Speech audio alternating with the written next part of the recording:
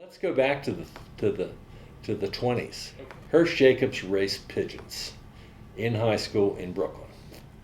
And I guess I raced pigeons when I was a kid.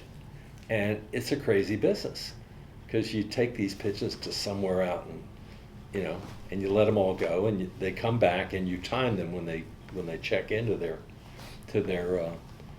home base. And it's pretty amazing how they all kind of get back. And pigeons were message takers in wartime and whatever. And then he started working at the racetrack, and he became a trainer of jumping horses. At first, in the late 20s, early 30s, he was the leading steeplechase trainer in the country. And nobody knew it because steeplechase horses were a dime a dozen, and they were just reject flat horses. They couldn't go fast. And a fellow named Isidore Bieber, who was a bookmaker and a heavy gambler and a really wild, kind of Broadway character, basically offered to back him in some horses. So this horse named Stymie, who was 0 for 15, hadn't even kind of shown any kind of promise, was in a claiming race at Jamaica Racetrack for $1,500. And Bieber said, let's claim him. So they claimed him for $1,500. And he really hadn't been given a fair chance because he was a 2-year-old, and he really hadn't shown any promise. But a lot of horses don't even kind of come around till they're 3 and 4 and 5. They ran him for the rest of his 2-year-old year. Did nothing. His 3-year-old year, he started to come around. So that was 1943, 45, 46, 47. He won $918,000.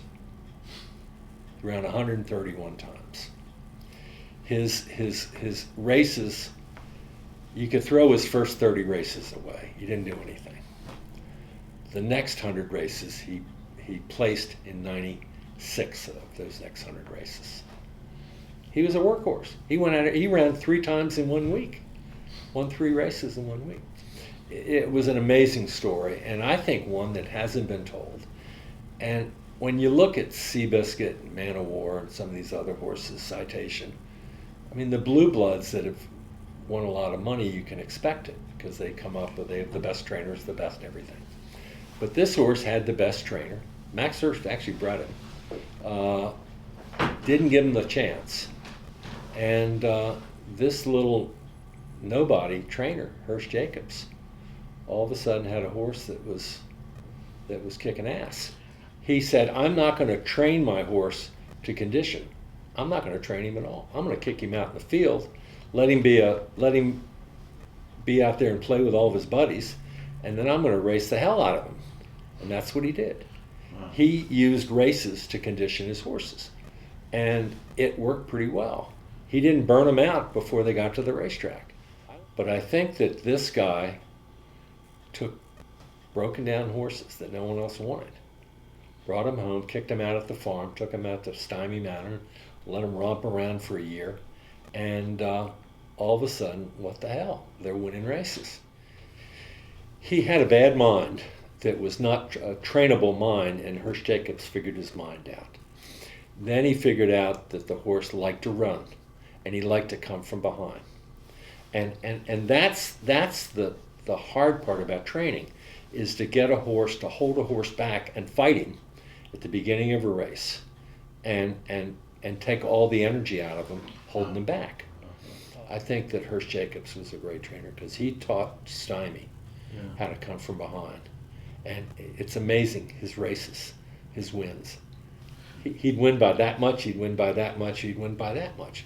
But they were all come from behind. I think that the story about Stymie and Hirsch Jacobs and Isidore Bieber and Damon Runyon is a real rags to riches, Brooklyn to Broadway story that I think it makes Seabiscuit look like a kid's story. He did. He basically outsmarted the rich guys, and he outsmarted the other trainers, and he outsmarted his own horses because he taught them how to win. Yeah. And I think that's the magic to